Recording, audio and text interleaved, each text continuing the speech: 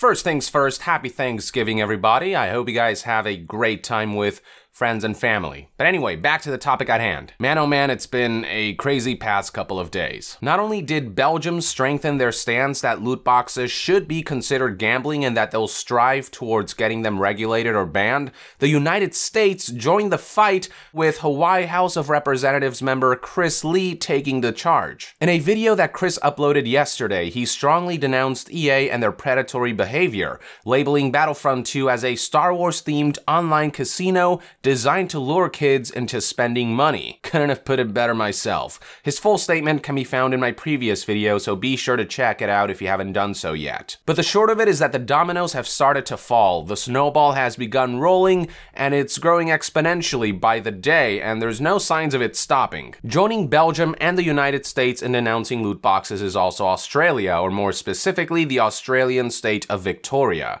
The following information comes from the game subreddit, where a user going by the name of Caesar talked about the response he received from the Victorian Commission of Gambling and Liquor Regulation after he contacted them about the issue of loot boxes. Here's what they said.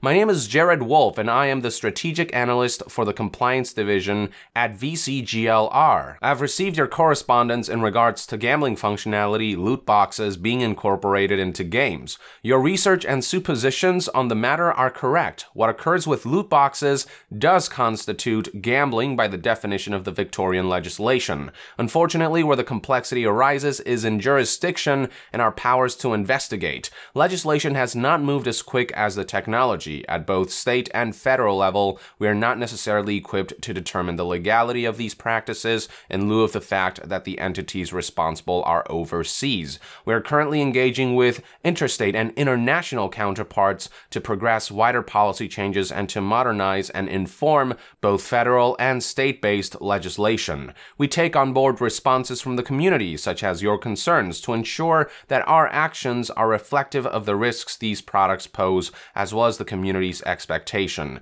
Watching recent Reddit activity certainly indicates the majority of the gaming community is at odds with decisions made by certain companies.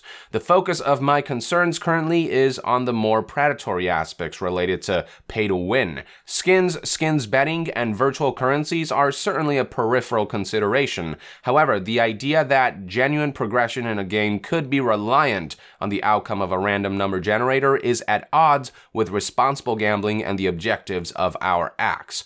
More importantly, the normalization of gambling vernacular and mechanics targeted at vulnerable persons, minors, is not just morally reprehensible, but is also legally questionable. In response to our appraisal or understanding of these matters, it is perhaps unfortunate for these companies that gamers have infiltrated most areas of government. Be assured that knowledgeable and interested parties are undertaking a large body of work in relation to issues you noted, and if an avenue of investigation or enforcement is found, then we will most definitely pursue it. Thanks for your detailed inquiry and interest. Caesar then followed up by asking about potential enforcement of legislations combating loot boxes, and the bottom line of the response was this: enforcement is probably not an option, but we can consider working with other agencies to bring about change in other ways. For instance, if these companies want to include significant elements of gambling in their products, then perhaps we should work with the Australian Classification Board to ensure that any product that does that and monetizes it gets an immediate R rating. I could imagine that this would send ripples through the industry and it would support the objectives of the gambling legislation to ensure minors are not encouraged to participate in gambling. Oh, and here's a nice little addition. As far as affecting change from the consumer perspective, for me, instead of playing certain Star Wars games I was looking forward to, I'll be concerting my efforts on collecting every single moon in Odyssey.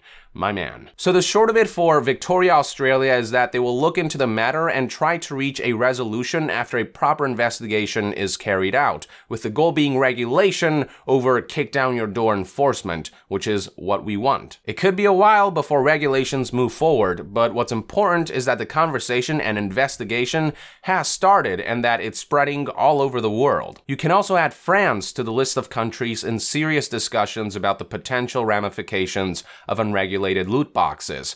This kind of went over our heads, but as it turns out, a week ago, on November 16th, 2017, French Senator Jérôme Durain tweeted out a series of images showing a letter that he sent to the ARGEL, France's gambling regulation authorities. I'm just gonna call them ARGEL for the purposes of this video. Now, the letter is all in French, but fortunately another Reddit user has provided a translation. Here's the relevant bit. Today, loot boxes seem to me to require special attention from the public authorities. Many players and specialized observers question the deleterious effects of the spread of these microtransactions in the world of video games. While I do not think it is necessary at this stage to put in place specific legislation, I wonder about the desirability of providing consumer protection in this area. The use of loot boxes conferring cosmetic additions to the games seems well accepted by the public. The development of so-called pay-to-win practices is more contentious, as shown by the recent controversy over the game Star Wars Battlefront 2. Quite aside from the acceptance of the practice, some observers point to a convergence of the video game world and practices specific to gambling. Transparency is not common with regard to statistics governing loot boxes, even though good practices sometimes exist. China has decided in favor of a transparency of win ratios. Some of our European neighbors, the United Kingdom and Belgium in particular, are looking into the matter through their regulatory authorities. So we see that the question is not unique to France. Does ARGEL have the infrastructure necessary for a general census of win ratios for microtransactions? I am sensitive to the fact that dialogue is ongoing between the public authorities and the games industry, so I have written in similar terms to Mr. Majobi, Secretary of State for Digital Affairs, and I've informed the SELL, French video game consumer body, the SNJV, French Games Industry Association, and the France Esport Association of these initiatives. Prompt and sincere self-regulation of the sector would be reassuring news at a time when some players predict the imminent arrival of esports betting. I'm convinced that collective reflection will enable us to find a satisfactory answer to this new problem. Yours sincerely, Jérôme Durain. Yeah, this is a train that not even EA can stop. They tried to mitigate the situation by removing microtransactions on the 11th hour, but by then it was too late. The snowball had gotten too big and it basically steamrolled over them, and it's still going strong and headed into a collision course with loot boxes as a whole. Let's not count our chickens before the eggs hatch though. This is only the beginning. It will take a while before official deliberation on potential regulations on loot boxes are made. For now, loot boxes are here to stay, albeit with an unprecedented level of stigmatization that should hopefully encourage greedy publishers to back the fuck off. So yeah, do not let up, keep prodding and poking at these publishers, keep letting your voices be heard, keep the conversation alive, and run all the way through the finish line. Now, if we could only do the same for a far bigger battle that awaits us, net neutrality. It's a topic that I'll discuss in a separate video, but until then, please look up net neutrality and use the same fervor in the battle against loot boxes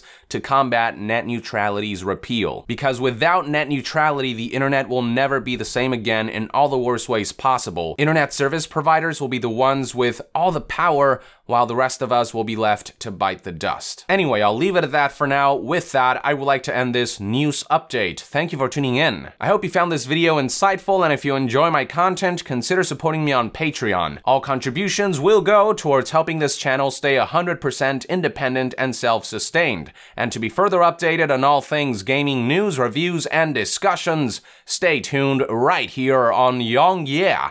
I'll see you guys next time. Young out.